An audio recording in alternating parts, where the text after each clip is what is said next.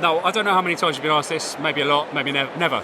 How many pubs do you think you visited in the world? How many pubs? I visited a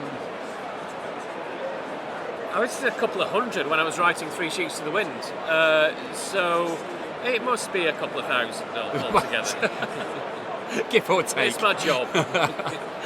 Excellent.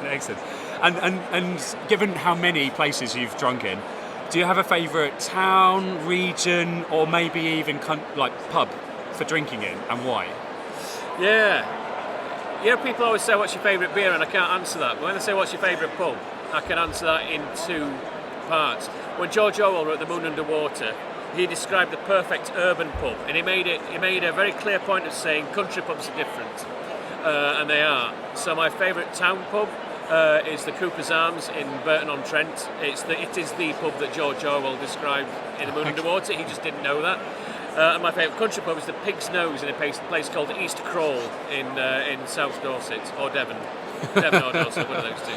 Are there some quintessential things then that you think, in an Orwellian sort of tact, that you think every pub should have, can't be without? I mean, anybody who hasn't read The Moon Under Water should read it. And some of the things that Orwell writes about sound quite dated now, but if you look beyond the thing he's describing to the thing behind that. So, for example, it says that porter should be served in pink china glasses, mugs. Yeah. Now, I have actually seen the pink china mugs, but we don't have those anymore. But what he's actually saying is your beer should be served in the correct glass.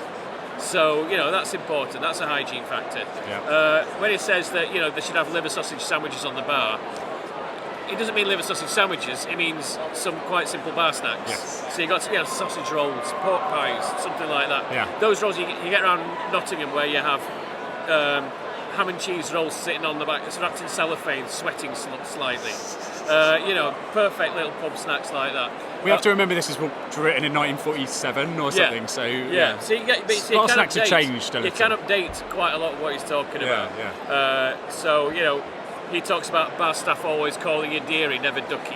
Yes. And translate that to mean just friendly bar staff who actually look you in the eye and greet you when they're You're not a serving conveyor you. belt. Exactly. I've been in a couple of pubs recently where someone managed to I get served a drink without someone actually looking at me or speaking to me.